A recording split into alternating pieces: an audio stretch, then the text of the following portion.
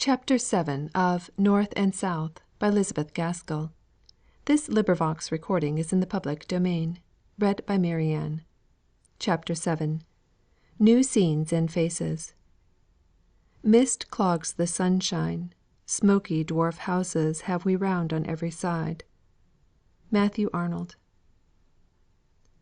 The next afternoon, about 20 miles from Milton Northern, they entered on the little branch railway that led to Heston. Heston itself was one long straggling street, running parallel to the sea shore. It had a character of its own, as different from the little bathing places in the south of England as they again from those of the Continent. To use a Scotch word, everything looked more purpose like.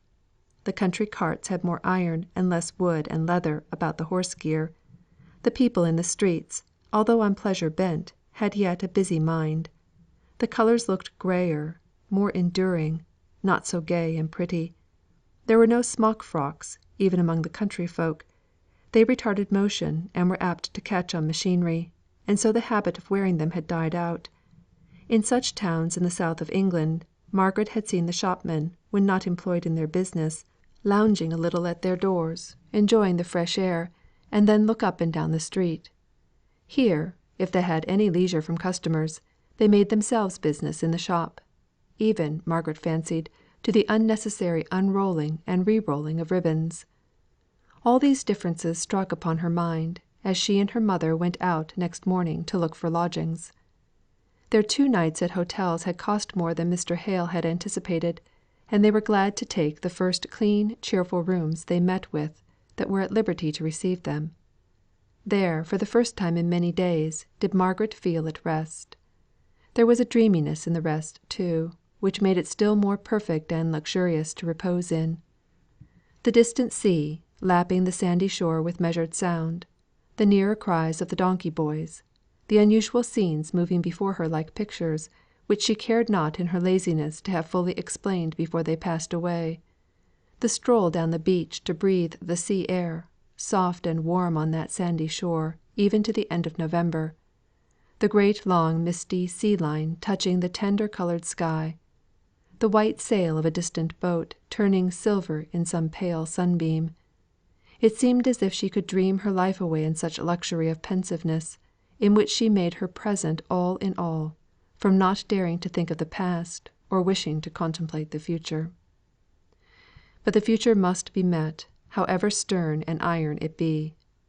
One evening it was arranged that Margaret and her father should go the next day to Milton Northern, and look out for a house.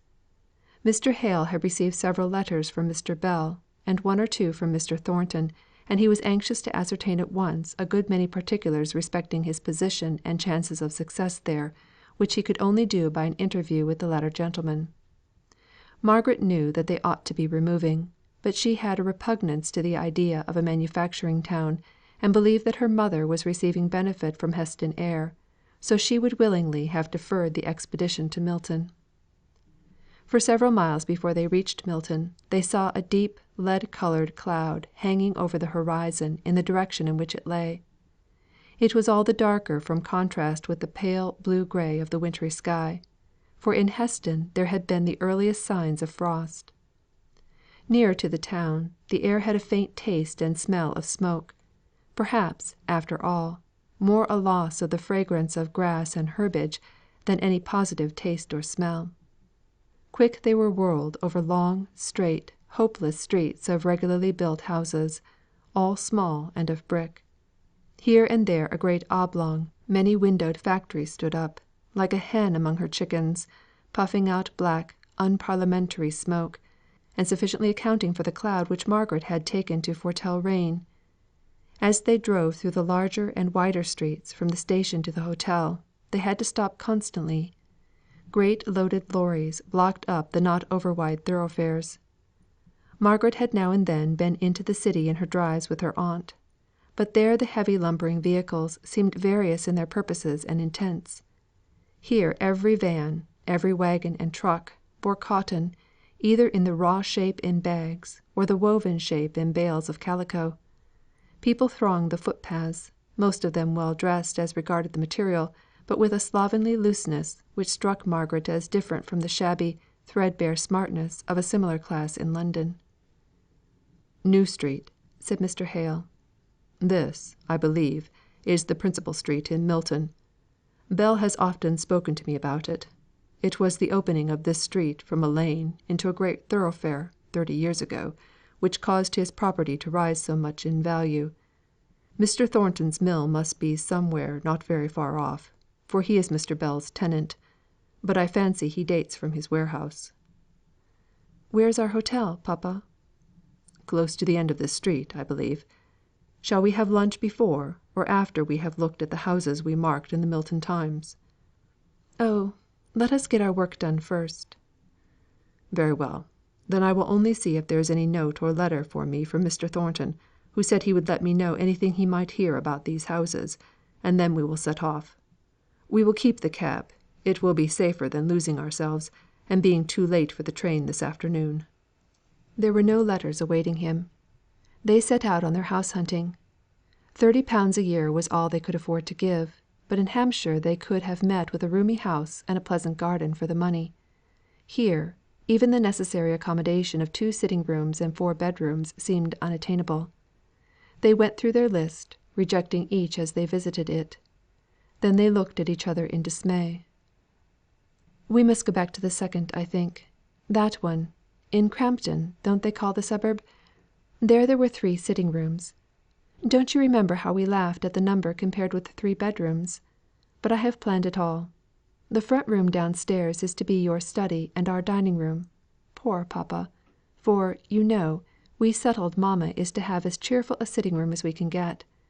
And that front room upstairs, with the atrocious blue and pink paper and heavy cornice, had really a pretty view over the plain, with a great bend of a river, or a canal, or whatever it is, down below. Then I could have the little bedroom behind, in that projection at the head of the first flight of stairs, over the kitchen, you know; and you and mamma the room behind the drawing room, and that closet in the roof will make you a splendid dressing room." "But Dixon, and the girl we are to have to help?" "Oh, wait a minute. I am overpowered by the discovery of my own genius for management. Dixon is to have let me see I had it once the back sitting room. I think she will like that. She grumbles so much about the stairs at Heston. And the girl is to have that sloping attic over your room and mamma's. Won't that do?" "I dare say it will. But the papers what taste! And the overloading such a house with colour and such heavy cornices." "Never mind, papa. Surely you can charm the landlord into repapering 1 or 2 of the rooms the drawing room and your bedroom, for mamma will come in most contact with them; and your bookshelves will hide a great deal of that gaudy paper in the dining room." "Then you think it best? If so, I had better go at once and call on this Mr. Donkin, to whom the advertisement refers me. I will take you back to the hotel, where you can order lunch and rest, and by the time it is ready I shall be with you. I hope I shall be able to get new papers."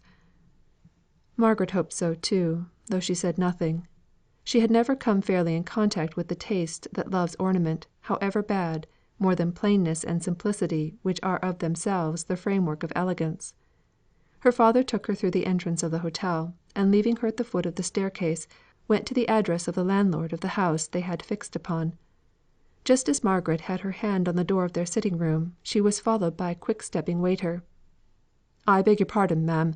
The gentleman was gone so quickly, I had no time to tell him. Mr. Thornton called almost directly after you left, and, as I understood from what the gentleman said, you would be back in an hour, I told him so; and he came again 5 minutes ago, and said he would wait for Mr. Hale. He is in your room now, ma'am." "Thank you. My father will return soon, and then you can tell him." Margaret opened the door and went in with the straight, fearless, dignified presence habitual to her. She felt no awkwardness; she had too much the habits of society for that.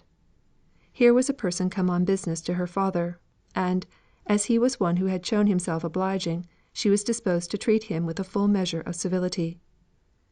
Mr. Thornton was a good deal more surprised and discomfited than she. Instead of a quiet, middle aged clergyman, a young lady came forward with frank dignity a young lady of a different type to most of those he was in the habit of seeing. Her dress was very plain: a close straw bonnet of the best material and shape, trimmed with white ribbon; a dark silk gown, without any trimmings or flounce; a large Indian shawl, which hung about her in long heavy folds, and which she wore as an empress wears her drapery. He did not understand who she was, as he caught the simple, straight, unabashed look, which showed that his being there was of no concern to the beautiful countenance, and called up no flush of surprise to the pale ivory of the complexion.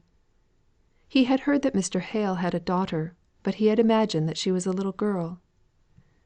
"Mr. Thornton, I believe," said Margaret, after a half instant's pause, during which his unready words would not come. "Will you sit down? My father brought me to the door not a minute ago, but unfortunately he was not told that you were here, and he has gone away on some business. But he will come back almost directly. I am sorry you have had the trouble of calling twice." Mr. Thornton was in habits of authority himself, but she seemed to assume some kind of rule over him at once. He had been getting impatient at the loss of his time on a market day, the moment before she appeared, yet now he calmly took a seat at her bidding. "Do you know where it is that Mr. Hale has gone to? Perhaps I might be able to find him." "He has gone to Mr. Donkin's, in Canute Street. He is the landlord of the house my father wishes to take in Crampton." Mr. Thornton knew the house. He had seen the advertisement, and been to look at it, in compliance with a request of Mr. Bell's that he would assist Mr. Hale to the best of his power; and also instigated by his own interest in the cause of a clergyman who had given up his living under circumstances such as those of Mr. Hale. Mr. Thornton had thought that the house in Crampton was really just the thing; but now that he saw Margaret, with her superb ways of moving and looking, he began to feel ashamed of having imagined that it would do very well for the Hales, in spite of a certain vulgarity in it which had struck him at the time of his looking it over. Margaret could not help her looks; but the short curled upper lip, the round, massive, upturned chin, the manner of carrying her head, her movements, full of a soft feminine defiance, always gave strangers the impression of haughtiness. She was tired now, and would rather have remained silent, and taken the rest her father had planned for her; but, of course, she owed it to herself to be a gentlewoman, and to speak courteously from time to time to this stranger; not over brushed, nor over polished, it must be confessed, after his rough encounter with Milton streets and crowds. She wished that he would go, as he had once spoken of doing, instead of sitting there, answering with curt sentences all the remarks she made. She had taken off her shawl, and hung it over the back of her chair. She sat facing him, and facing the light.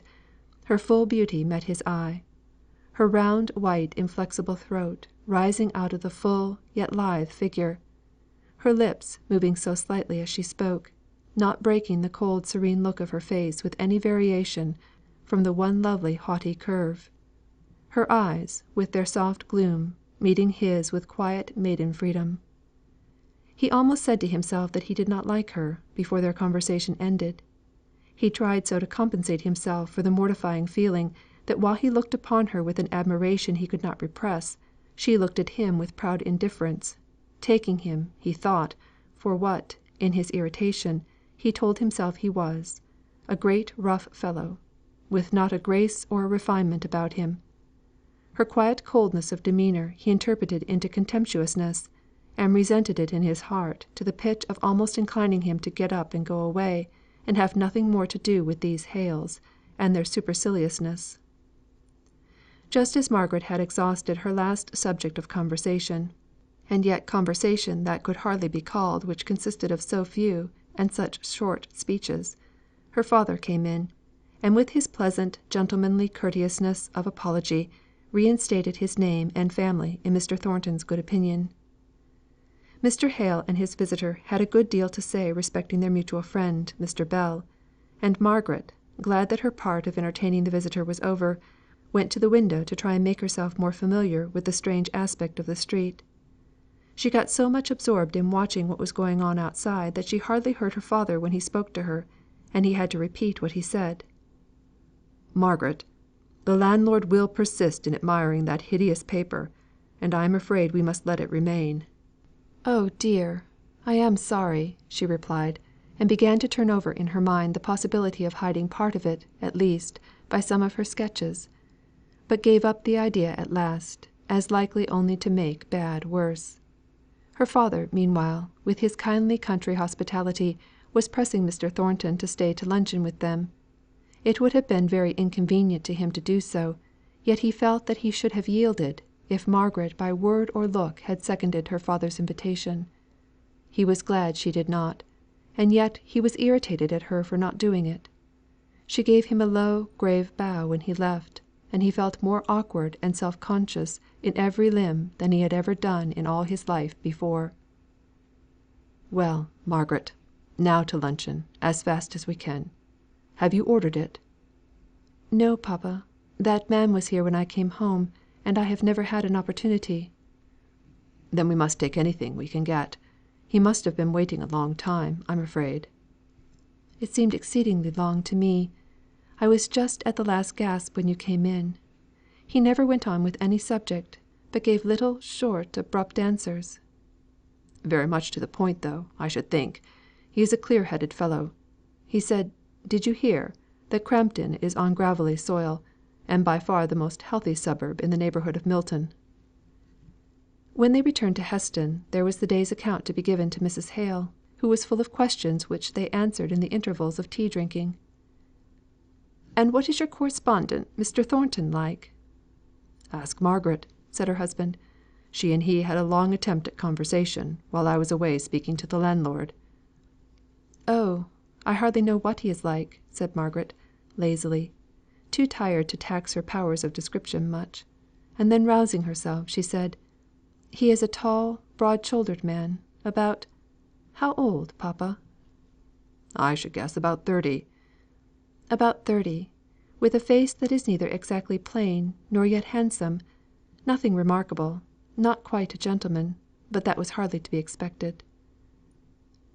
"Not vulgar or common though," put in her father, rather jealous of any disparagement of the sole friend he had in Milton. "Oh, no!" said Margaret, with such an expression of resolution and power, no face, however plain in feature, could be either vulgar or common. I should not like to have to bargain with him. He looks very inflexible.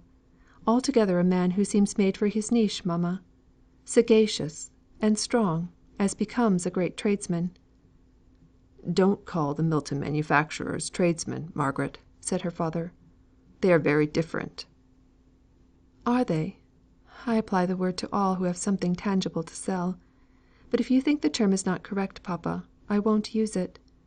But oh, mamma! speaking of vulgarity and commonness, you must prepare yourself for our drawing room paper. Pink and blue roses with yellow leaves, and such a heavy cornice round the room." But when they removed to their new house in Milton, the obnoxious papers were gone. The landlord received their thanks very composedly, and let them think, if they liked, that he had relented from his expressed determination not to repaper.